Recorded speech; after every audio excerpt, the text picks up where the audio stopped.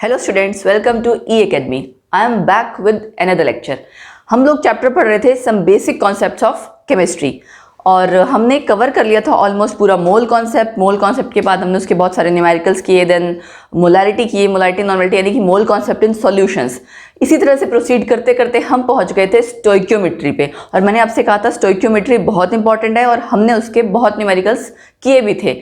But अभी उनमें ऐसी बहुत सी टाइप्स या बहुत से आप कह सकते हैं क्वेश्चन पूछने के तरीके हैं जो मैं चाहती हूँ कि मैं आपको एक्सप्लेन करूँ सो दैट किसी भी तरह का अगर आपको न्यूमेरिकल आए तो आप उसे वहाँ पे सॉल्व कर सकें। ठीक है, तो देखिए मैंने एक क्वेश्चन और लिया है, स्टार्ट करते हैं बिना किसी देरी के। क्वेश्चन क्या है, in order to find strength of sample of H2SO4, आपको स्ट्रेंथ निकालनी है H2SO4 की। क्या दिया हुआ है, 10 ग्राम वर डाइल्यूटेड विद वाटर, यानी H2SO4 का जो सॉल्यूशन था उसको डाइल्यूट किया गया and piece of marble was put into it. ठीक है, उसमें 7 ग्राम उसका वेट दिया हुआ है। When all action has ceased, मतलब कि रुक जाएगा, बंद हो जाएगा, रिएक्शन कंप्लीट हो जाएगी। The marble was removed, washed, dried और उसका कितना वेट आया 2.2। एक्चुअली देखिए यहाँ मार्बल रिएक्ट किसके साथ कर रहा है, एसिड के साथ। ठीक है, what is the percentage strength of acid, H2SO4 की परसेंटेज स्ट्रेंथ पूछिए। तो सबसे पहले हमें रिएक्शन किसकी लिखनी है, मार्बल और एसिड की। वही लिखते हैं पहले। मार्बल क्या होता है आपका, कैल्शियम कार्बोनेट प्लस H2SO4 क्या बनाएगा ये, calcium sulphate plus water plus CO2। ये जितनी भी आपकी रिएक्शंस है ना, इनकी तो आपको प्रैक्टिस करनी पड़ेगी। जितने ज़्यादा आप क्वेश्चंस करेंगे आपको आइडिया लगता जाएगा प्रोडक्ट्स क्या बनेंगे, क्योंकि रिएक्शंस जितने हमने गो थ्रू की होती हैं उसके बाद ही हमें धीरे धीरे आइडिया लगता है। बहुत बार बच्चे क्वेश्चन पूछते हैं कि मैम पता कैसे लगता है कंपाउंड क्या बनेगा। When you practice a lot a number of questions, होता क्या है कि आपको पता लगने लग जाता है क्या बन सकता है, अंदाजा लगने लग जाता है। डिस्प्लेसमेंट रिएक्शन है, डबल डिस्प्लेसमेंट है, या कहीं पे वाटर निकल रहा है, H2 गैस निकल रही है। सो इसीलिए मैं कहती हूँ practice more and more questions. Numericals के लिए तो यही तरीका है। अब हमने क्या किया, हमें पता है इन दोनों की रिएक्शन हो रही है और मास का इंक्लूड किया जा रहा है क्वेश्चन में। तो हम क्या करेंगे, सबसे पहले तो इसको चेक करो ये बैलेंस्ड है कि नहीं है। ठीक है, कैल्शियम ठीक है, बराबर है। सल्फेट इधर भी एक है, इधर भी एक है। सल्फेट मैंने पूरा एनायन ही कर लिया। कार्बोनेट यहाँ पे आपका देखो CO3 है, तो एक CO2 निकल गया, मतलब एक ऑक्सीजन एक्स्ट्रा है, वो एक ऑक्सीजन यहाँ H2 के साथ आ गया। तो एक्चुअली ये रिएक्शन आपकी बैलेंस्ड है। आप अपने तरीके से भी चेक कर सकते हैं number of atoms both side equal हैं या नहीं है। मैंने थोड़ा शॉर्ट में कर लिया। सो अब हमें इसका क्या कैलकुलेट करना है, मॉलिक्यूलर मास सिर्फ इन दोनों का, क्योंकि हमें और किसी का कैलकुलेट करने की जरूरत नहीं है। Calcium 40, carbon plus 12 plus 16 into 3, ये आप कैलकुलेट करेंगे तो आ जाएगा 100 ग्राम। ठीक है, मुझे याद ही एक्चुअली मॉलिक्यूलर मास, इसलिए मैंने सीधे 100 ग्राम लिख दिया। आप लोगों को भी याद हो जाएगा जब आप प्रैक्टिस करते रहेंगे। H2SO4 के लिए 2 प्लस 32, सल्फर के लिए प्लस 16 इंटू 4 64, ऑक्सीजन के लिए ये है आपका 98 ग्राम। मतलब 100 ग्राम कैल्शियम कार्बोनेट रिएक्ट करता है 98 ग्राम एसिड के साथ। अब देखिए दिया क्या हुआ है, 7 ग्राम मार्बल पहले डाला था आपका किसमें, एसिड के अंदर, जहां आपका एसिड था। बाद में कितना बचा, वो 2.2। तो हम क्या निकाल सकते हैं यहाँ पे कि कितना मार्बल हमारा रिएक्ट किया। ठीक है, यहां निकालती हूं मैं मार्बल रिएक्टेड। क्या करेंगे आप इसको, 7 माइनस 2.2 यानी कि 4.8 ग्राम। यानी मार्बल रिएक्टेड का मतलब जो आपने निकाला 4.8 ग्राम, वो क्या है, CaCO3, कि आपका कैल्शियम कार्बोनेट 4.8 ग्राम रिएक्ट किया है एसिड के साथ। ठीक, अब इसका यूज करते हो और इसका यूज करते हो आप पता लगा सकते हो कि एसिड कितना आपका यूज हुआ रिएक्ट करने में। जैसे कैसे करोगे, 100 ग्राम के लिए 98 ग्राम चाहिए एसिड, तो 4.8 ग्राम के लिए कितना चाहिए। ठीक है, बहुत सिंपल है। 100 ग्राम कैल्शियम कार्बोनेट रिक्वायर, क्या करोगे, इक्वल टू 98 ग्राम H2SO4। यही था ना आपका। तो हमें निकालना कितने के लिए है, मार्बल जो हमारा एक्चुअल में इसमें रिएक्ट कर रहा है 4.8 ग्राम।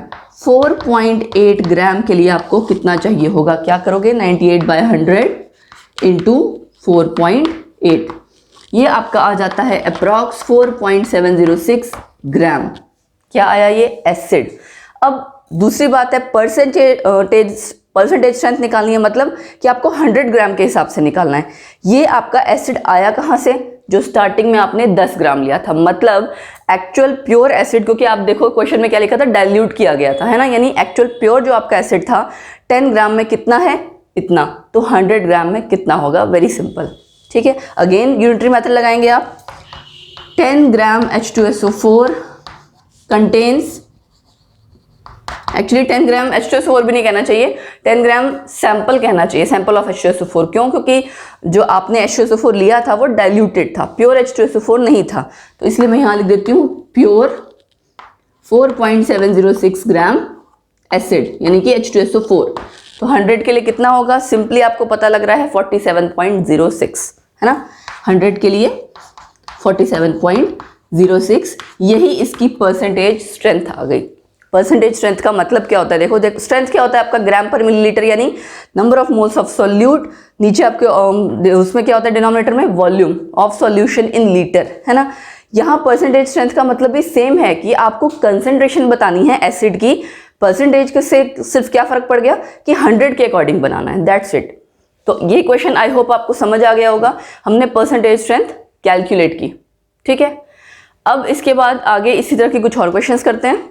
Next question, 10 ml of liquid CS2 carbon disulphide, उसकी आपको स्पेसिफिक ग्रेविटी दी हुई है, ये रिलेटिव डेंसिटी एक ही बात है, ठीक है, is burned in oxygen, find the volume of the resulting gases measured eight STP। तो पहले हमें रिएक्शन किसकी लिखनी है, CS2 की। क्या करोगे आप, CS2 प्लस ऑक्सीजन, क्या कौन सी गैसेस निकलती हैं, कार्बन डाइऑक्साइड प्लस SO2, लेकिन ये बैलेंस है कि नहीं वो चेक करना है। कार्बन 1 है, ठीक है, सल्फर 2 है यहाँ, इट मीन्स यहाँ आपको ट्वाइस करना पड़ेगा।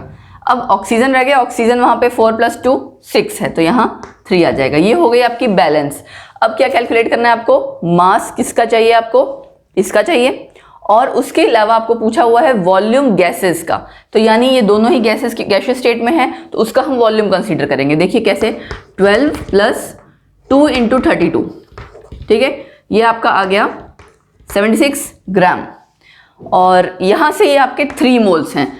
अगर आपको ध्यान होगा ग्राम मॉलिक्यूलर वॉल्यूम लॉ, उसके लिए क्या था, 1 मोल = 22.4 लीटर, राइट, चाहे कोई सी भी गैस हो बट STP पे होनी चाहिए। तो यहाँ पे सेम सारी कंडीशंस फुलफिल हो रही हैं, लेकिन 3 मोल्स हैं, तो 3 मोल्स का मतलब क्या हो गया, 3 × 22.4 लीटर एट STP अंडरस्टूड है।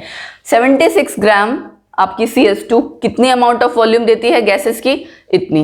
पूछा कितनी की हुई थी आपको, वो हमें नहीं पता, डायरेक्ट क्वेश्चन में नहीं दिया हुआ, लेकिन एक चीज दी हुई है 10 ml ऑफ लिक्विड, उसकी स्पेसिफिक ग्रेविटी दी हुई है। 10 ml मतलब वॉल्यूम, यहाँ पे हमें एक्चुअली चाहिए क्या, मास चाहिए ना, तो डेंसिटी का फॉर्मूला क्या होता, मास बाय वॉल्यूम।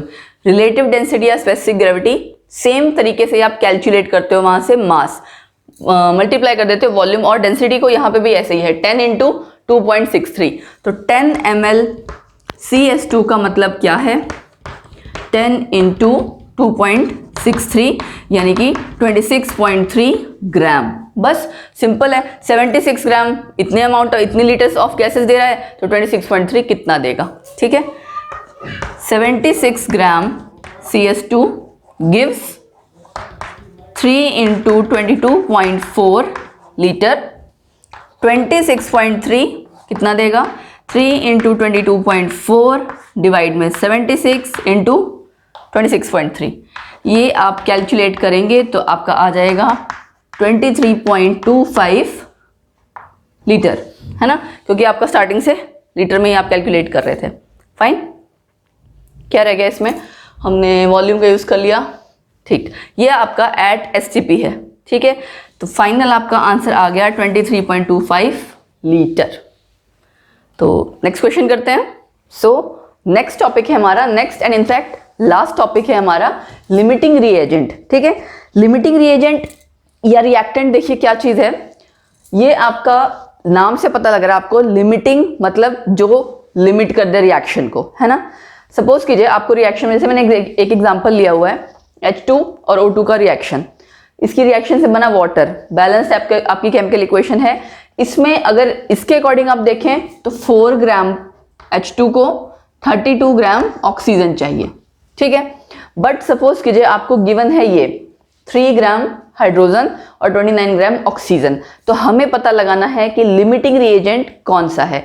फिर से वही सेम चीज, रिएक्शन लिखते हैं हम, बैलेंस केमिकल इक्वेशन होनी चाहिए आपकी, वो बैलेंस्ड होगी तभी हमें पता लगेगा, है ना, कि कितने नंबर ऑफ मोल्स को या कितने मास को दूसरे रिएक्टेंट के कितने मास की जरूरत है। 4 ग्राम को देखिए 32 ग्राम ऑक्सीजन चाहिए, 3 ग्राम को कितनी चाहिए होगी। अगर आपको कैलकुलेट करना है तो आप क्या करोगे, 32/4 इंटू 3 यही करोगे। ये आपका आ गया 24 ग्राम ऑक्सीजन चाहिए, बट हमें कितनी दे रखी है, हमारे पास कितनी है 29 ग्राम, मतलब ये एक्स्ट्रा है। तो जो चीज एक्स्ट्रा है वो क्या होगी, एक्सेस रिएजेंट, और जो चीज कम अमाउंट में है वो है लिमिटिंग रिएजेंट या रिएक्टेंट। काम क्या है इसका, मेनली क्वेश्चन में आपको जरूरी नहीं है, जैसे सपोज करो किसी क्वेश्चन में तो पूछा होगा कि लिमिटिंग रिएक्टेंट कौन सा है, उसके बाद आपसे पूछा होगा, जैसे नॉर्मली पूछा होता है कि कितना वाटर बनेगा, कितना कार्बन डाइऑक्साइड, जो भी कोई भी चीज आपसे पूछी हो सकती है। तो जो भी चीज आपसे पूछी होगी वो आपको कैलकुलेट करनी होगी in reference to the limiting reactant या रिएजेंट। जैसे सपोज कीजिए इसी क्वेश्चन में अगर पूछा हो कि वाटर कितना अमाउंट बनेगा, तो आपने ऑक्सीजन के हिसाब से नहीं निकालना, क्योंकि ये एक्सेस रिएजेंट है और ये लिमिटिंग रिएजेंट है, तो आपने लिमिटिंग रिएजेंट के हिसाब से निकालना है। उसका कारण क्या है, देखिए रिएक्शन हो रही है हाइड्रोजन और ऑक्सीजन में, वाटर बनेगा। वाटर कब बनेगा, जब भी आपके पास दोनों सफिशिएंट अमाउंट में होंगे, जितने होने चाहिए ताकि वाटर बन सके। अगर दोनों में से कोई एक चीज जो कि खत्म हो जाए तो रिएक्शन एक तरह से वहीं स्टॉप, आगे वाटर तो बनेगा नहीं। तो अगर आपसे पूछा जा रहा है कितने अमाउंट ऑफ वाटर बना है, तो कौन डिसाइड कर रहा है, लिमिटिंग रिएक्टेंट डिसाइड कर रहा है। इसीलिए कभी भी इस तरह का क्वेश्चन आएगा तो आपको सबसे पहले ये देखना है कि कहीं रिएक्शन में कोई लिमिटिंग रिएजेंट तो नहीं है, ये लिमिटिंग रिएक्टेंट तो नहीं है, उसके बाद आपको कैलकुलेट करना है। वैसे मोस्ट ऑफ द क्वेश्चंस में ऐसा होता है कि साथ में पूछ लिया जाता है कि लिमिटिंग रिएजेंट कौन सा है, ठीक है। उसके बाद आपसे और एक्स्ट्रा क्वेश्चन पूछे जाते हैं, कितने अमाउंट ऑफ, जैसे सपोज करो कोई प्रोडक्ट पूछ लिया बनेगा, या रिएक्टेंट ही कितना चाहिए होगा, तो सब आपको लिमिटिंग रिएजेंट के अकॉर्डिंग ही कैलकुलेट करने होते हैं, ठीक है। तो आई होप आपको limiting reagent, access reagent clear हो गया होगा। इसके भी अब हम न्यूमेरिकल्स करेंगे। इसके न्यूमेरिकल्स कुछ अलग से नहीं हैं स्टोइकियोमेट्री ही टाइप के, जैसे मैंने आपको बताया यहाँ पे हैं, ठीक है। बट क्या है, सिर्फ थोड़ा सा ये ध्यान देना है कि लिमिटिंग रिएजेंट कौन सा है, उसके हिसाब से कैलकुलेशन करनी है। एक चीज और, बच्चों को लगता है कि मैंने इसको बेस रखते हुए कैलकुलेट किया, जैसे मैंने कहा था ना कि 4 ग्राम को 32 ग्राम चाहिए थे, तो 3 ग्राम को कितना चाहिए होगा। इसका अपोजिट भी कर सकते हैं हम, चेक करते हैं। देखिए 32 ग्राम ऑक्सीजन को 4 ग्राम हाइड्रोजन चाहिए थी, तो 29 ग्राम जो आपकी गिवन है उसको कितनी चाहिए होगी, 4/32 इंटू 29, ठीक है। अब यहाँ अगर आप कैलकुलेट करेंगे आप देख सकते हैं 3 पॉइंट समथिंग आ रहा है ना। ये आपका गिवन था ना, हाँ ये देखिए ये आपका गिवन था, ये आपका बैलेंस के हिसाब से। तो 32 ग्राम को 4 ग्राम हाइड्रोजन चाहिए थी, 29 ग्राम ऑक्सीजन को कितनी हाइड्रोजन चाहिए होगी वो आपने कैलकुलेट की 3 पॉइंट समथिंग, यानी 3 से ज्यादा चाहिए। बट यहाँ पे देखिए हमें गिवन कितना है 3, यहाँ से भी पता लग रहा है कि हमारा लिमिटिंग रिएजेंट कौन है, हाइड्रोजन। तो चाहे आप इस तरह से करते जैसे मैंने फर्स्ट तरीके से किया था, चाहे आप इसका उल्टा तरीके से करें, मतलब किसी को भी आप बेस बना के अगर कैलकुलेट करेंगे तो पता लग जाएगा कि लिमिटिंग रिएजेंट कौन सा है। अब इनके क्वेश्चंस करते हैं, उससे आपको ज्यादा क्लियर हो जाएगा। सो क्या है हमारा क्वेश्चन, A+B2 AB2, ये एक जनरल रिएक्शन ऐसे कोई दी हुई है आपको, ऐसे भी क्वेश्चन आ सकता है आपका, identify limiting reactant if any, ठीक है। अब कई बार ऐसा लिखा होता है क्वेश्चन में इफ एनी, क्योंकि वो डाउट क्रिएट करने के लिए, अगर है नहीं है ऐसा भी हो सकता है। 2 पार्ट्स दिए हुए हैं, 300 एटम्स ऑफ A और 200 मॉलिक्यूल्स ऑफ B, अगर ये कॉम्बिनेशन होगा तो उनमें से कौन लिमिटिंग रिएक्टेंट होगा। अब देखिए इसको करेंगे कैसे हम, पहला पार्ट करते हैं, A+B2 हमारा बना रहा है AB2। फर्स्ट पार्ट में आपका क्या है, एटम और मॉलिक्यूल का रोल है ना। इसका क्या मतलब है, एक एटम, ये एटॉमिक स्टेट है ना, और इसका क्या मतलब है, 1 मॉलिक्यूल, ये मॉलिक्यूलर स्टेट इसकी दिख रही है हमें, है ना। तो क्या करेंगे हम, एक एटम, अगर 1 एटम A को क्या चाहिए, 1 मॉलिक्यूल B का चाहिए, B2 का मतलब ही मॉलिक्यूल है, ठीक है। 1 atom of A require 1 molecule of B, यही मतलब हुआ इसका। क्वेश्चन में क्या दिया है हमें, 300 एटम्स दिए हैं A के और 200 मॉलिक्यूल्स दिए हैं B की, तो इसका मतलब 300 एटम्स ऑफ A रिक्वायर क्या आ जाएगा, इसी के अकॉर्डिंगली 300 मॉलिक्यूल्स ऑफ बी, यही चाहिए होंगे। बट हमें गिवन कितने, आप क्या लिखोगे, but given number is 200 molecules of B, so B is the limiting reactant. Clear, ये हो गया आपका। मैं यहां लिख देती हूँ आंसर, बी है हमारा लिमिटिंग रिएक्टेंट, क्योंकि ये 200 दिया था और चाहिए हमें 300। फाइन। सेकेंड पार्ट देखिए इसी तरह से, इसको मैं एक और तरीके से लिख सकती हूँ, 1 मोल 1 मोल, ये 1 मोल ए एटम का है, ये 1 मोल बी मॉलिक्यूल का है, ठीक है, B2। जैसे सपोज कीजिए अगर यहाँ पे O2 होता तो आप क्या करते, ये सिमिलर, इसका एग्जांपल आप अगर ए बी में किसी को प्रॉब्लम आ रही है तो ये समझ लीजिए, ये बिल्कुल देखिए बिल्कुल पैरेलल सेम वही चीज है। सी एटम, कार्बन का एटम, ऑक्सीजन का मॉलिक्यूल, यही बोलते हैं ना हम, ऑक्सीजन का मॉलिक्यूल। ऐसे यहाँ पे मैं कह रही हूँ बी का मॉलिक्यूल, B2 का मतलब ये है कि वो मॉलिक्यूल है। किसी को अगर डाउट है तो यहाँ से आप पहचान सकते हैं, इसके पैरेलली समझ सकते हैं, ठीक है। सेकेंड पार्ट देखिए क्या है फिर, एक, यहाँ मोल्स की बात चल रही थी ना, तो मोल्स की टर्म्स में ही देखते हैं। 1 मोल ए को हमें चाहिए, 1 मोल मतलब कि एटॉमिक स्टेट ए को चाहिए 1 मोल ऑफ बी मॉलिक्यूल, तो 1 मोल ऑफ ए रिक्वायर, क्या करेंगे आप, क्या लिखेंगे, 1 मोल ऑफ बी मॉलिक्यूल, पूरा लिखना बी मॉलिक्यूल, है ना, तो उससे क्लियर हो जाएगा एटम एंड मॉलिक्यूल का। गिवन कितना है हमें, 2 मोल्स, 2 मोल ऑफ ए को कितना चाहिए होगा, 2 मोल ऑफ बी, ठीक है ना, यही चाहिए होगा, 2 मोल ऑफ बी मॉलिक्यूल चाहिए होगा, रिक्वायर्ड 2 है, गिवन कितना है 3, इसका मतलब ये एक्सेस रिएजेंट है। तो अगर ये एक्सेस है तो ऑब्वियसली दूसरे वाला आपका लिमिटिंग रिएजेंट है। अगर आप इसका रिवर्स करके भी चेक करेंगे ना तो भी आपको क्लियर हो जाएगा। कैसे, 1 मॉलिक्यूल बी को 1 एटम ए चाहिए, मॉलिक्यूल नहीं सॉरी 1 मोल को, 1 मोल बी को, सेकेंड पार्ट कर रहे हैं ना हम, 1 मोल बी को 1 मोल एटम ए का चाहिए, तो 3 मोल बी को 3 मोल ए का एटम चाहिए होगा, लेकिन हमें कितना गिवन है 2, आ गया ना लिमिटिंग रिएक्टेंट। तो सेकंड केस में है आपका ए लिमिटिंग रिएजेंट। इसी तरह से क्वेश्चंस पूछे होते हैं, हो सकता है इस रिएक्शन की फॉर्म में करके पूछा हो सकता है इस तरह से। एक क्वेश्चन और करते हैं फिर आपका क्लियर हो जाएगा। नेक्स्ट क्वेश्चन है हमारा 2a + 4b क्या देता है, 3c + 4d, ठीक है। अब ये आपको वही बेसिक रिएक्शन दी हुई है, कहा क्या गया है, when 5 moles of A react with 6 moles of B, ए और बी के मोल्स दिए हुए हैं कि अगर वो रिएक्ट करेंगे तो आपको बताना है लिमिटिंग रिएजेंट कौन सा है और अमाउंट ऑफ C फॉर्म्ड। यहाँ पे ये चीज एडिशन हो गई। स्टार्ट करते हैं फर्स्ट से, 2a + 4b में दोबारा से रिएक्शन लिख रही हूँ, 3c + 4d। यहाँ से देखिए बड़ा सिंपल क्वेश्चन है, ए और बी का हमें रिलेशन देखना है, 2a को 4b चाहिए, मतलब जितने मोल्स a के होंगे, यहाँ लिख देती हूँ मैं 2 मोल इसके, तो ये आपको 4 मोल चाहिए। हमें कितने दिए हुए हैं 5 मोल्स, 5 मोल्स ऑफ A को कितना चाहिए होगा, ऑब्वियसली इसका डबल चाहिए, कितना होगा, रिक्वायर्ड कितना होगा, 10 मोल्स रिक्वायर्ड होंगे, है ना। बट आपको क्वेश्चन में देखिए कितने दिए हुए हैं, क्वेश्चन में आपको दिए हैं 6 मोल्स, 6 मोल्स दिए ना, सो इट मीन्स चाहिए थे 10 है 6, लिमिटिंग रिएजेंट क्या हो गया आपका B, ये आपका हो गया लिमिटिंग रिएजेंट LR। अब सेकेंड पार्ट आपका आया, अमाउंट ऑफ C आपको कैलकुलेट करना है। क्या बताया था मैंने, अमाउंट ऑफ C हमेशा किसके हिसाब से निकलेगा, किसी भी चीज का अमाउंट निकालना है तो लिमिटिंग रिएजेंट के अकॉर्डिंग। तो आप इसको और इसको कंपेयर करोगे कि 4 मोल्स B आपके 4 मोल्स ऑफ B फॉर्म क्या करते हैं 3 मोल्स ऑफ C,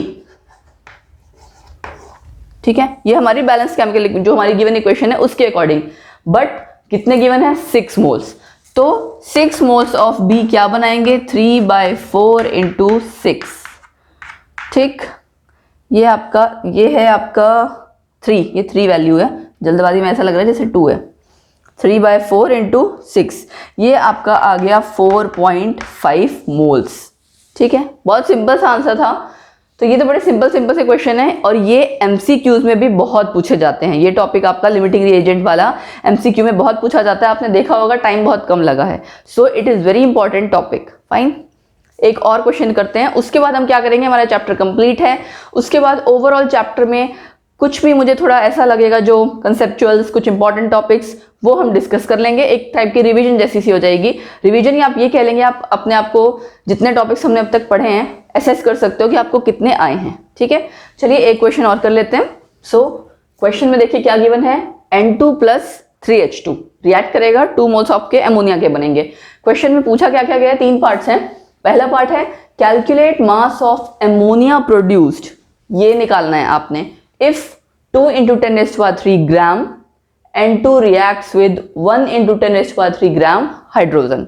तो पहले तो हमें ये पता लगाना है, दोनों चीज बता तो दी, लेकिन हमें ये पता लगाना है लिमिटिंग रिएक्टेंट कौन सा है। सेकंड पार्ट में क्या पूछा हुआ है, will any of the reactant remain unreacted. इसका मतलब क्या है, अनरिएक्टेड कौन होगा, जो एक्सेस रिएजेंट होगा। सेकंड पार्ट ये हो गया, वो एक ही बात है, आपको लिमिटिंग रिएजेंट पता लग जाएगा तो एक्सेस रिएजेंट दूसरे वाला होगा। थर्ड पार्ट है इफ यस, यानी कि जो एक्सेस रिएजेंट है वो बताना है और उसके बाद ये बताना है उसका मास कितना होगा, कितना रिमेनिंग रह गया है। फर्स्ट पार्ट से करते हैं। ये आपकी रही रिएक्शन, क्या बोल रहा है वो, 2 × 10⁻³ का मतलब 2000 ग्राम नाइट्रोजन। तो यहां अगर आप देखें कितने ग्राम चाहिए, 28 ग्राम नाइट्रोजन रिएक्ट कर रहा है कितने से, 3 × 6, 3 × 2 6 ग्राम हाइड्रोजन से, है ना, बैलेंस केमिकल इक्वेशन के अकॉर्डिंग। हमें गिवन कितना है N2, 2000 ग्राम, ये मैंने कन्वर्ट कर लिया, 2 × 10⁻³ मतलब 2000 ग्राम। 2000 ग्राम N2 को कितना चाहिए, 6/28 × 2000। ये आप कैलकुलेट करेंगे तो आ जाएगा 428.6 ग्राम H2। हाइड्रोजन का आपको इतना ग्राम चाहिए, बट गिवन कितना है, 1 × 10⁻³ ग्राम, मतलब 1000 ग्राम आपको गिवन है। सो ये चीज हमारी क्लियर हो गई। N2 लिमिटिंग रिएजेंट हो गया, पहले पार्ट में हमारा ये चीज क्लियर हो गई है ना। और लेकिन पहले पार्ट में देखिए हमसे पूछा क्या हुआ है, मास ऑफ अमोनिया निकालना है। अब मास ऑफ अमोनिया किसके रिस्पेक्ट में निकलेगा, N2 के रिस्पेक्ट में। ये और ये कोरिलेट करेंगे आप, ठीक है। 28 ग्राम नाइट्रोजन आपका कितना अमोनिया बना रहा है, 2 × इसको आप सब निकालेंगे इसका, देखिए 28 ग्राम N2 फॉर्म अमोनिया कितना, 14 + 3 17 × 2 34 ग्राम, करेक्ट। और गिवन कितना है, 2000 ग्राम कितना अमोनिया बनाएगा, ये आपका हो गया 34 / 28, ठीक है, इंटू 2000 ग्राम। ये मैंने यहाँ गलती से 200 लिख दिया, 2000 ग्राम है, ठीक। अब आप इसको कैलकुलेट करेंगे तो आपकी वैल्यू आ जाएगी 28.6 ग्राम अमोनिया।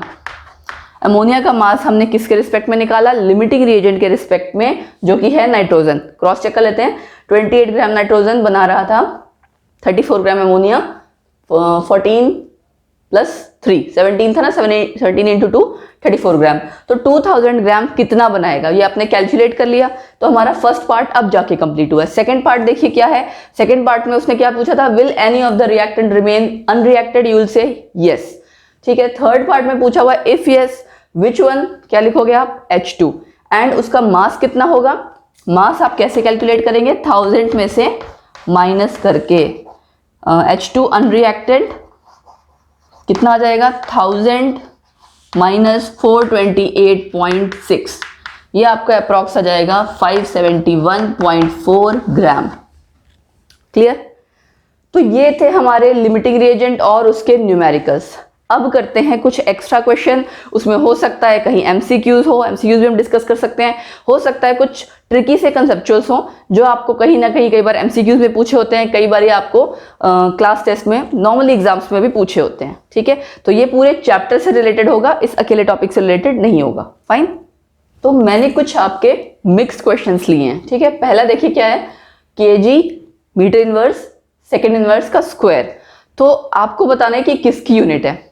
अब मैंने आपसे क्या कहा था, केजी आ रहा है, मतलब कि कहीं पे आपका मास वाली चीज इंक्लूड हो रही है, मीटर और पर सेकेंड स्क्वायर, ठीक है, ये मीटर इनवर्स है। तो अगर आप चेक करें इस तरह से, जितनी आपकी डिराइव्ड यूनिट्स हैं उसमें आंसर मैं बता देती हूँ। सपोज करो आपको 4 ऑप्शन दी होगी ना, इनकेस हो सकता है 4 ऑप्शन दी हो सकता है ऑप्शन ना दी हो, तो आप चेक करके देख लेना। प्रेशर अगर हम लें, प्रेशर क्या होता है, फोर्स अपॉन एरिया, यही होता है। फोर्स क्या होगा, मास इनटू एक्सेलरेशन डिवाइड में एरिया। मास यानी उसकी यूनिट केजी, एक्सेलरेशन मीटर पर सेकेंड स्क्वायर, ठीक है। एरिया मीटर स्क्वायर, ये कट गया, क्या आ गई unit, KG meter inverse second inverse का स्क्वायर। सो इसका आंसर क्या हो गया, प्रेशर की ये यूनिट है।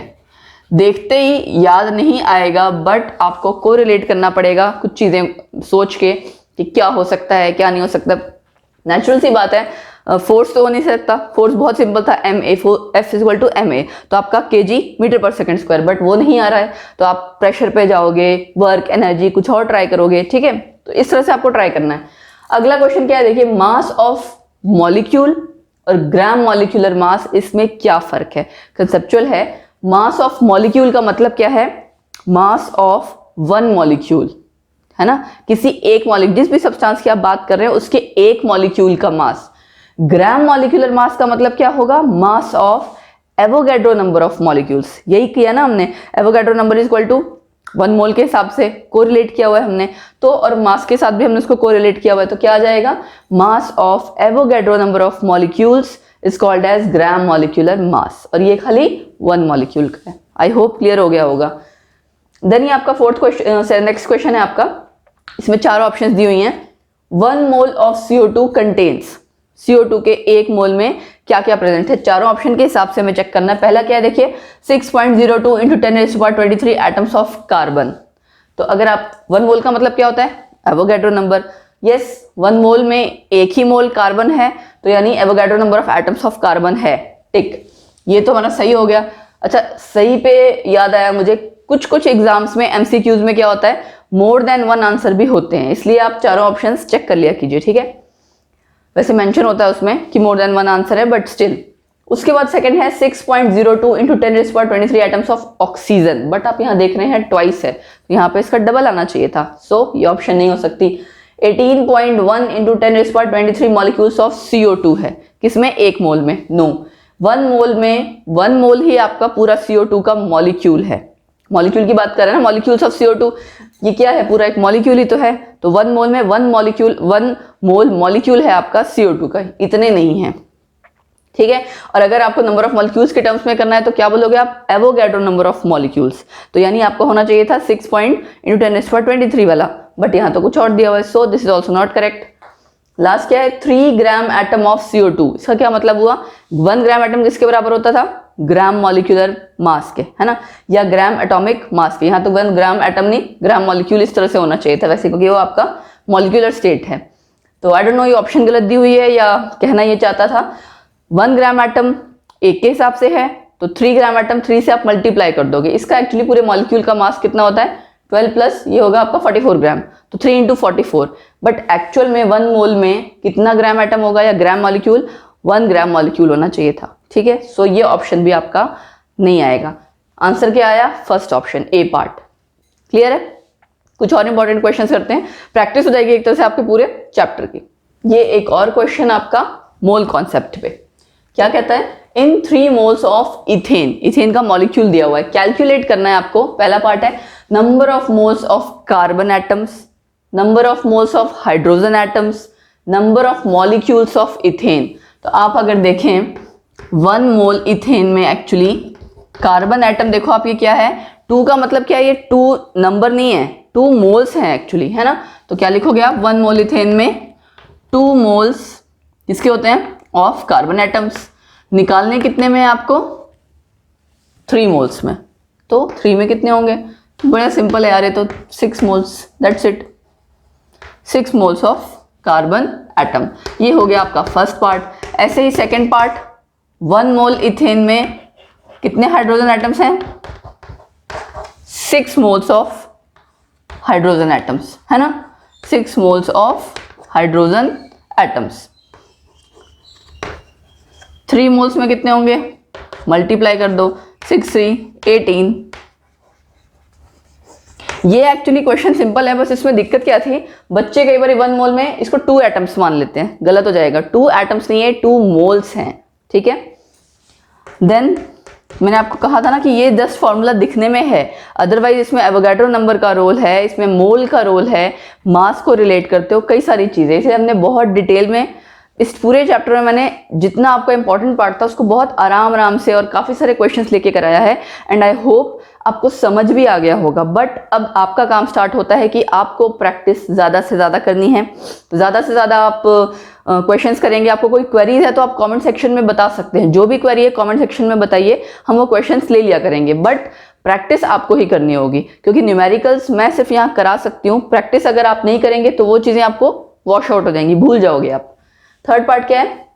Number of molecules of ethane. ठीक है, अब यहाँ देखिए 1 मोल अगर आप इसकी बात करें तो इसमें 1 मोल ही आपका मॉलिक्यूल है ना, ये पूरा मॉलिक्यूल है ना। तो 1 मोल मतलब एवोगैड्रो नंबर, तो क्या बोलोगे आप? 1 मोल इथेन में कितना होगा? Avogadro number of molecules of ethane, यही मतलब हुआ। 3 मोल्स में कितना होगा? इसको 3 से मल्टीप्लाई कर देंगे, simple. 3 moles how much? 3 into 6.02 into 10⁻23। Answer आपका कितना आ गया? 18.06 इंटू 10⁻23। ठीक, number of molecules of ethane. Clear है? ये 3 है। क्लियर? तो आई होप आपको इस तरह का अगर कभी कोई क्वेश्चन आएगा कि मॉलिक्यूल दिया हुआ उसमें एटम्स और ये पता लगाना हो, तो आपसे ये गलती नहीं होगी। कुछ और क्वेश्चंस लेते हैं, थोड़ी और प्रैक्टिस कर लेते हैं। नेक्स्ट क्वेश्चन है आपका, 3-4 क्वेश्चंस मैंने और लिए हैं। Atomicity of propane molecule, number of atoms यानी बताना है प्रोपेन मॉलिक्यूल में। ठीक है, C3H8 ये फॉर्मूला होता है ना, तो यानी कितने हो गए? 3 + 8। सिंपल। पहली बात तो ये कि फॉर्मूला आना चाहिए, दूसरी बात ये एटॉमिसिटी का मतलब पता होना चाहिए कि कितने kind of atom, number of atoms आप इसमें मॉलिक्यूल में प्रेजेंट हैं। ठीक है, तो आंसर इसका क्या आ गया? 11। ठीक है, next question, 1 kg mole of substance में कितने मॉलिक्यूल्स हैं? 1 kg मोल। 1 kg मोल का मतलब क्या हुआ? 1000, यही मतलब हुआ ना, 1000 ग्राम मोल। फाइन। तो 1 मोल में कितना होते हैं मॉलिक्यूल्स? 6.02 इंटू 10⁻23 इंटू क्या करोगे आप? 1000 कर दोगे। 1 मोल में इतने थे, 1000 से अगर आप मल्टीप्लाई करोगे तो क्या आ जाएगा? यहाँ पे प्लस हो जाएगा, 6.02 इंटू 10⁻26 है। बहुत सिंपल सा क्वेश्चन, बट एमसीक्यूज में या कंसेप्चुअल में कहीं भी कई बार स्ट्राइक नहीं करता है कि हमें क्या करना है। अगला है, देखिए कंबशन ऑफ मीथेन में पूछा है लिमिटिंग रिएक्टेंट कौन सा है और क्यों है। अब पहले तो आप ये जान लीजिए कंबशन का मतलब क्या है। कंबशन का मतलब होता है कंप्लीट ऑक्सीडेशन, जिस भी सब्सटेंस की आपकी बात की जा रही है, जिस भी कंपाउंड की। तो कंप्लीट ऑक्सीडेशन जब भी होती है वो होती है ऑक्सीजन की प्रेजेंस में, और ऑक्सीजन हमेशा एक्सेस में प्रेजेंट होता है। तो क्लियर है कि ऑक्सीजन कंबशन प्रोसेस में ऑक्सीजन हमेशा एक्सेस रिएक्टेंट होगा या रिएजेंट होगा, और लिमिटिंग रिएक्टेंट या रिएजेंट कौन होगा? जो आपका दूसरा मॉलिक्यूल है जिसकी कंबशन हो रही है। तो यहाँ आंसर क्या आ गया? CH4। रीजन भी मैंने आपको एक्सप्लेन कर दिया है। फाइन। देन है आपका calculate molar mass of H2O if it contains 50% D2O यानी हैवी वाटर। अब 50% हैवी वाटर है मतलब क्या है? 50% नॉर्मल वाटर, 50% हैवी वाटर। तो ये एक ही मोल दिख रहा है ना, इसका मतलब हम क्या समझ सकते हैं? Half mole water plus half mole D2O। इसका मतलब यही हो गया। 50% का मतलब तो यही हो गया, दोनों 50-50 हैं। पूछा क्या है? मोलर मास निकालना है उस वाले वाटर का जिसमें 50% हैवी वाटर प्रेजेंट हो। तो क्या करोगे आप? देखो 1 मोल का मास कितना होता है? इसका मॉलिक्यूल का मास, ग्राम मॉलिक्यूलर मास कितना होता है? 2 + 16 18 ग्राम। तो half into 18 plus half into इसका क्या होगा? ड्यूटेरियम का, जैसे हाइड्रोजन का तो 1 होता है ना, ड्यूटेरियम का एक एटम का 2 होता है, तो 2 2 4, 4 + 16 20। तो क्या आ गया? 9 + 10 = 19 ग्राम पर मोल। फाइन। तो यानी अगर आपका ऐसा वाटर मॉलिक्यूल है जिसमें 50% हैवी वाटर है, तो यानी उसमें हाफ मोल आपका वाटर नॉर्मल वाटर है and half mole heavy water है, तो उस मॉलिक्यूल का ओवरऑल मोलर मास होगा 19 ग्राम। ठीक है, पर मोल। क्लियर है? अब करते हैं दोबारा से स्टोइकियोमेट्री के कुछ क्वेश्चन, देखते हैं आपको याद भी हैं या भूल गए हो। स्टोइकियोमेट्री और मोल कॉन्सेप्ट के मिक्स क्वेश्चन। नेक्स्ट क्वेश्चन है 2 bulbs B1 and B2 of equal capacity, ठीक है, contain 10 gram oxygen and ozone respectively. मतलब ऑक्सीजन और ओजोन दोनों ही अलग अलग बल्ब्स में हैं, B1 और B2, और 10-10 ग्राम ही हैं। ठीक, which bulb have greater number of oxygen atoms, दोनों में से ऑक्सीजन एटम्स किस में ज्यादा होंगे, और क्या पूछा हुआ है ग्रेटर नंबर ऑफ मॉलिक्यूल्स किस बल्ब में ज्यादा होंगे। तो आप देखिए पहले तो number of moles easily calculate कर सकते हो। 10 ग्राम हम पहले करते हैं ऑक्सीजन के केस में, अगर आपको मोल्स निकालना है कि कितने मोल है ऑक्सीजन में, तो गिवन मास 10 डिवाइड बाय क्या होगा उसका मॉलिक्यूलर मास O2 कितना 32, तो 10/32 मोल। हम ऑक्सीजन का केस ले रहे हैं पहले, ठीक है। 10/32 मोल, इसका क्या मतलब हुआ 10/32 इंटू 1 मोल का मतलब एवोगैड्रो नंबर ऑफ, पहले मॉलिक्यूल्स आएंगे क्योंकि ये मॉलिक्यूल है ना। 6.02 इंटू 10⁻23 मॉलिक्यूल्स, ये आपका कैलकुलेट करके आया 1.88, ठीक, इंटू 10⁻23 मॉलिक्यूल्स ऑफ O2। और अगर आपको नंबर ऑफ एटम्स निकालने हैं तो क्या करोगे 2 into 1.88 into 10⁻23 atoms of O2, atoms of oxygen लिखो इनफैक्ट, ठीक है। एक मॉलिक्यूल में आप देख सकते हो 2 एटम्स हैं, तो इतने मॉलिक्यूल्स आपने निकाले थे उसमें कितने होंगे 2 इंटू 1.88, इसकी वैल्यू है 3.76 इंटू 10⁻23 एटम्स ऑफ ऑक्सीजन, ठीक है। ये हो गया आपका O2 का पार्ट। अब करते हैं O3 का पार्ट, वो भी ऐसे ही सेम होगा, 10 बाय क्या हो जाएगा 48 हो जाएगा, बस 10/48 मोल मल्टीप्लाई में आपने फिर से वही एवोगैड्रो नंबर किया, ठीक है। साथ में क्या आ जाएगा molecules of ozone, molecules of O3, ये क्लियर कर देना अदरवाइज डाउट रहता है। तो ये आपका कैलकुलेट करके आ जाता है 1.254 इंटू 10⁻23 मॉलिक्यूल्स ऑफ ओजोन। और एटम्स क्या करोगे आप, कैसे निकालोगे, एटम्स के लिए हम क्या करेंगे 3 से multiply 1.254 into 10⁻23 atoms of oxygen, क्योंकि एक ओजोन मॉलिक्यूल में आपके कितने एटम्स हैं 3 एटम्स है ना। तो आपने क्या किया उसको 3 से मल्टीप्लाई कर दिया जितने नंबर ऑफ मॉलिक्यूल्स थे, तो ये कैलकुलेट करके सेम यही वैल्यू आ जाती है 3.76 इंटू 10⁻23। तो इससे क्या पता लगा हमें, both bulb contain same number of oxygen atoms. एक पार्ट क्लियर हो गया।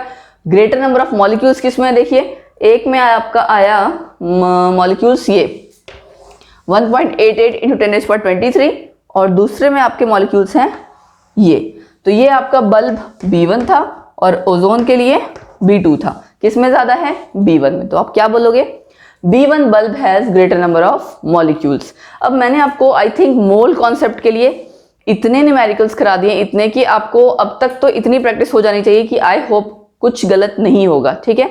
मोल हम एक बार दोबारा से रिवाइज कर लेते हैं। क्या था mole concept, 1 mole is equal to, mole concept में बार बार इसलिए स्ट्रेस दे रही हूँ because it is very important topic है ना, स्टोइकियोमेट्री उससे रिलेटेड है, कहीं भी आपको अप्लाई करना है सब जगह मोल आ रहा है। तो मोल आपका किसके इक्वल था, Avogadro number of atoms atomic state के लिए, Avogadro number of molecules molecular state के लिए। ये था इन टर्म्स ऑफ नंबर में। Then in terms of mass में क्या था, gram atomic mass atomic state के लिए, gram molecular mass molecular state के लिए। और तीसरा केस था आपका गैसेस को लेके इन टर्म्स ऑफ वॉल्यूम, कि 1 मोल किसके बराबर है 22.4 litre of any gas at STP। कहां से हमने डिराइव किया था, ग्राम मॉलिक्यूलर वॉल्यूम लॉ से, है ना, गैस के लिए जो हमने किया था। एक क्वेश्चन है आपका, देखिए रिलेशन पे बेस्ड, ये 4 ऑप्शंस हैं, मैं आपको बता देती हूँ। ए क्या है इसमें, ए है आपका एटॉमिक वेट, ठीक है, ए एटॉमिक वेट आपको दिया हुआ है। ई है आपका इक्विवेलेंट वेट, किया था ना हमने इक्विवेलेंट वेट। देन अगला एम, एम है आपका मॉलिक्यूलर वेट, 3 तरह के वेट्स हो गए। और एन, एन क्या है आपकी वैलेंसी। आपको बताना है इन चारों में से कौन सा रिलेशन करेक्ट है। नीचे से शुरू करें, मॉलिक्यूलर वेट किसके बराबर है, एटॉमिक वेट इनटू वैलेंसी के। नो, ऐसा तो कुछ भी नहीं होता। मॉलिक्यूलर वेट तो हम क्या करते हैं, मॉलिक्यूल के सम को, मॉलिक्यूल में जितने एटम्स हैं उनके एटॉमिक मासेस को सब जस्ट ऐड ऑन कर देते हैं, तो वैलेंसी का यहाँ कोई रोल नहीं था। दूसरा क्या है, atomic weight is equal to molecular weight divide by valency, नहीं, वैलेंसी हम एटॉमिक वेट और मॉलिक्यूलर वेट में नहीं यूज करते, इक्विवेलेंट वेट के केस में यूज करते हैं, ठीक है। ये आपका क्या सा रिलेशन, एटॉमिक वेट किसके बराबर है, मॉलिक्यूलर वेट और इक्विवेलेंट वेट के रेशियो के बराबर। नो, ऐसा भी नहीं था। एटॉमिक वेट हम क्या है, जस्ट एटम का आपका जो वेट है, इन कंपैरिजन टू हम क्या निकालते हैं, relative atomic mass C12 isotope को लेके, है ना। फर्स्ट पार्ट क्या है, atomic weight is equal to equivalent weight into valency. ये हम कह सकते हैं, क्योंकि आपको ध्यान होगा इक्विवेलेंट वेट हम कैसे निकालते थे, मॉलिक्यूलर वेट है या आपका अगर सपोज करो कैटायन था, मैं बात करती हूँ फॉर एग्जाम्पल, मैंने आपको याद है कैटायन के लिए कहा था, किसी कैटायन का निकालना होगा इक्विवेलेंट वेट, तो आप कैसे निकालेंगे, सपोज कीजिए ये है Na+, कैटायन में एक चार्ज है ना, तो Na का जो भी एटॉमिक मास है, जैसे 23 डिवाइड बाय जो उसके ऊपर प्लस चार्ज होगा, तो वो प्लस चार्ज क्या होता है, उसकी वैलेंसी ही होती है, तो इसीलिए ये आपका रिलेशन करेक्ट है। तो यहाँ पे इसका बनेगा क्या, 23/1, है ना। सपोज करो आपका कैल्शियम है 40/2, उसका इक्विवेलेंट वेट क्या होगा 20, तो यानी ये आपका करेक्ट रिलेशन है, ठीक। उसके बाद देखिए नेक्स्ट क्वेश्चन है, how much of NaOH is required to neutralize 1500 centimeter cube of 0.1 normal HCl। इस पे बेस्ड ना नॉर्मेलिटी, मोलैरिटी, न्यूट्रलाइजेशन, मिक्सिंग, इस पे बेस्ड बहुत क्वेश्चन आते हैं, MCQs बहुत आते हैं, तो ये बहुत अच्छे से कीजिएगा। क्या करना है हमें, NaOH और HCl का न्यूट्रलाइजेशन दिया हुआ है और पूछा हुआ है कितना NaOH हमें जरूरत पड़ेगी, जिसकी क्या करने के लिए, इसको न्यूट्रलाइज करने के लिए। 4 ऑप्शन भी आपको दी हुई है, हम करते हैं कैलकुलेट। पहले क्या करेंगे, अब न्यूट्रलाइजेशन रिएक्शन है या कहीं पे भी मैंने क्या बताया था, ग्राम इक्विवेलेंट्स के टर्म्स में हमें कैलकुलेट करना है, तो इसमें पहले ग्राम इक्विवेलेंट्स कैलकुलेट कर लें। इसका क्या मतलब हुआ, 1500 centimeter cube of 0.1 normal HCl किसके कितने ग्राम इक्विवेलेंट्स के बराबर होगा, इसको मल्टीप्लाई करते थे डिवाइड बाय 1000, ठीक है। 0.1 इंटू 1500 डिवाइड बाय 1000, ठीक है। किसके बराबर आ गया ये 0.15, यहां से देखिए कट जाएगा, ठीक है। आपका आंसर आ गया 0.15, आंसर नहीं सॉरी कैलकुलेट करके आ गया ग्राम इक्विवेलेंट। उसके बाद ये आपके आए ग्राम इक्विवेलेंट्स किसके, HCl के। अब नेचुरली जितने ग्राम इक्विवेलेंट्स इसके होंगे उतने ही चाहिए होंगे हमें किसके, बेस के, यानी कि NaOH के। सो NaOH रिक्वायर्ड कितना हो गया, अगर आप ग्राम इक्विवेलेंट्स की टर्म में करें तो कितना आएगा 0.15 ग्राम इक्विवेलेंट्स, लेकिन हमें ऑप्शन दी हुई है ग्राम की टर्म्स में, यानी मासेस की टर्म में। तो आप क्या करेंगे, इसका ग्राम इक्विवेलेंट की हेल्प से क्या करेंगे, इक्विवेलेंट वेट निकालेंगे, है ना। ग्राम का मतलब यही हुआ कि हमें वेट चाहिए, मास चाहिए। तो अब इक्विवेलेंट वेट आपको पता है NaOH का मॉलिक्यूलर वेट के बराबर ही होता है, क्यों, क्योंकि बेस की इसकी एसिडिटी कितनी है 1, एक ही OH आयन रिप्लेस हो सकता है। तो हम यहाँ क्या करेंगे 0.15 को मल्टीप्लाई कर देंगे NaOH के मॉलिक्यूलर मास या इक्विवेलेंट मास से, कितना होगा Na का 23 प्लस 16 प्लस 1 कितना आया 40, ठीक। इसको कैलकुलेट करोगे जब तो आपका आ जाएगा 6 ग्राम। कौन सा ऑप्शन हुआ आपका, थर्ड, ठीक। तो MCQs में भी आता है आपका ये, और सिंपल दूसरे टाइप के क्वेश्चंस में भी आता है। एक अगला क्वेश्चन मैं थोड़ा सा ट्रिकी दूंगी, होपफुली आप वो कर पाओ। एक ट्रिकी सा क्वेश्चन करते हैं, उसके बाद बस एंड करते हैं। उसके बाद हमारे चैप्टर होपफुली आपका मेरी तरफ से तो हो गया है, इसके बाद आपका काम रह जाएगा, आपको तैयारी करनी है, ठीक है। एक ट्रिकी क्वेश्चन ले लेते हैं। मैंने एक थोड़ा सा क्वेश्चन चेंज करके लिया है, देखिए क्या है question. Gastric juice contains about 3 gram of HCl पर लीटर, ठीक है। उसके बाद क्या कहा है, if a person produces about 2.5 litre of gastric juice per day, how many antacid tablets each containing 400 milligram of aluminium hydroxide are needed to neutralize all the HCl produced one day? इसका मतलब क्या है, इसकी और HCl की reaction है। तो पहले वही लिख लेते हैं, AlOH थ्राइस किसके साथ रिएक्ट करेगा, HCl के साथ, और बनाएगा क्या AlCl3 और वाटर। बट क्या ये रिएक्शन बैलेंस है, चेक करते हैं। Al तो ठीक है, यहाँ क्लोरीन उधर देखिए 3 दिख रहा है, तो यहाँ पे 3 आ जाएगा, फाइन। अब क्या रह गया, क्लोरीन हो गया, एल्यूमिनियम हो गया, वाटर में हाइड्रोजन इधर देखो 3 है, 3 और 3 6, और ऑक्सीजन 3 है। तो हम यहाँ 3 कर देते हैं। अब हो गई बैलेंस। अब हमें क्या पूछा है, हमने बैलेंस्ड इक्वेशन लिख ली, किसकी किसकी रिएक्शन है वो लिख लिया। उसने कहा है कि आपका गैस्ट्रिक जूस में ना 3 ग्राम ऑफ HCl होता है पर लीटर में, मतलब 1 लीटर में 3 ग्राम HCl है। 2.5 लीटर गैस्ट्रिक जूस डेली बन रहा है, उसको न्यूट्रलाइज करवाना है। तो हम पहले क्या करेंगे, इसका और इसका मास कैलकुलेट करते हैं, वहां से हमें फिर आइडिया लगेगा कि हमें कितना कैलकुलेट करना है। ठीक है, देखिए इसका मास क्या होगा, 27 प्लस 16 प्लस 1 17 इंटू 3, ये आ गया आपका 78 ग्राम। यहां ऐसे ही करेंगे 3 इंटू किसका 36.5 है ना, तो ये आपका आ गया 109.5 ग्राम।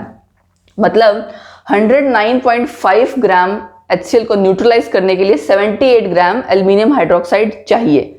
तो पहले हमें ये पता लगाना होगा कि हमें HCl कितना न्यूट्रलाइज करना है ना।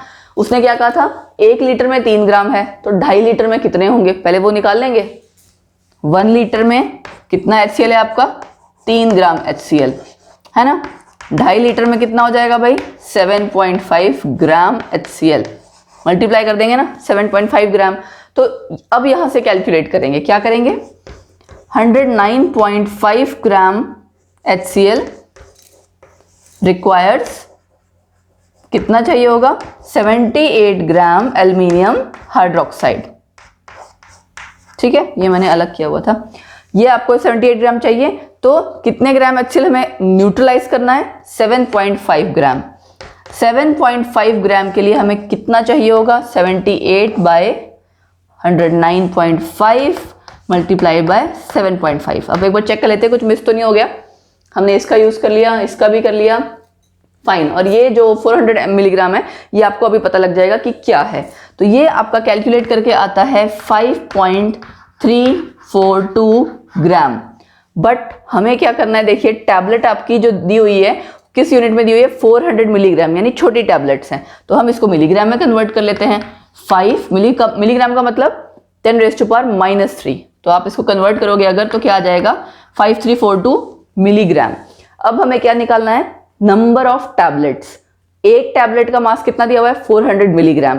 तो नेचुरली अगर आप इसको डिवाइड कर दोगे तो नंबर आ जाएगा, है ना। नंबर ऑफ टैबलेट्स आपका कैसे कैलकुलेट करेंगे हम, 5342 डिवाइड बाय 400, ये वैल्यू आपकी आती है 13.35। ठीक है, 13.35 मतलब आपको अप्रॉक्स लेना होगा, तो हम इसको कैलकुलेट कर लेते हैं। तो अप्रॉक्स आपकी वैल्यू आ जाती है 14 टैबलेट्स। ठीक है, कैलकुलेट कर लीजिएगा आप उसके अकॉर्डिंग। सो अप्रॉक्स आपका आंसर आ जाता है 14 टैबलेट्स। तो थोड़ा सा ट्रिकी क्वेश्चन था ये, बट आई होप इस पूरे चैप्टर में आपको जितने क्वेश्चंस मैंने कराए हैं उसमें सब कुछ कवर हो गया होगा। एक सिग्निफिकेंट फिगर का भी क्वेश्चन रिवाइज कर लेते हैं। इधर जगह है ना, मैं इधर लिख लेती हूँ। देखो एक वैल्यू है 2.5 इंटू 10⁻3। ठीक है, एक है 2.50 इंटू 10⁻3। कई बार क्वेश्चन पूछा जाता है what is difference between this and this. बच्चे सोचते हैं कि इसमें क्या फर्क है, तो आपको मेंशन करना है सिग्निफिकेंट फिगर्स के टर्म्स में, है ना। 2.5 इंटू 10⁻3 का मतलब इसमें तो हम चेक करते नहीं है सिग्निफिकेंट फिगर, किसमें चेक करते हैं, यहाँ खाली। तो 2.5 इंटू 10⁻3 में 2 सिग्निफिकेंट फिगर हैं, और 2.50 में कितनी है, 3 सिग्निफिकेंट फिगर। ये वाली जीरो आपकी काउंट होगी। ठीक, so guys this was all for this chapter. इसमें हमने स्टार्टिंग में देखिए कुछ वो टॉपिक्स किए, मैं आपको फिर बता दे रही हूँ, जो हो सकता है कुछ बच्चे बाद में न्यू कमर्स हैं, अभी आए होंगे जिन्होंने ज्वाइन किया होगा, हमारी वीडियो पहले वाली नहीं देखी है। स्टार्टिंग के जो टॉपिक्स हैं नो डाउट CBSE में नहीं है, बट वो मैंने सारे टॉपिक्स करवाए हैं क्योंकि वो इंपॉर्टेंट टॉपिक्स हैं। ठीक है, वो आप गो थ्रू कीजिएगा, और जितना ही आपके लेक्चर की सीरीज है ये सीक्वेंस में पढ़िएगा, सो दैट आपका कोई भी टॉपिक मिस ना हो और आपको सारे टॉपिक्स अच्छे से समझ में आए।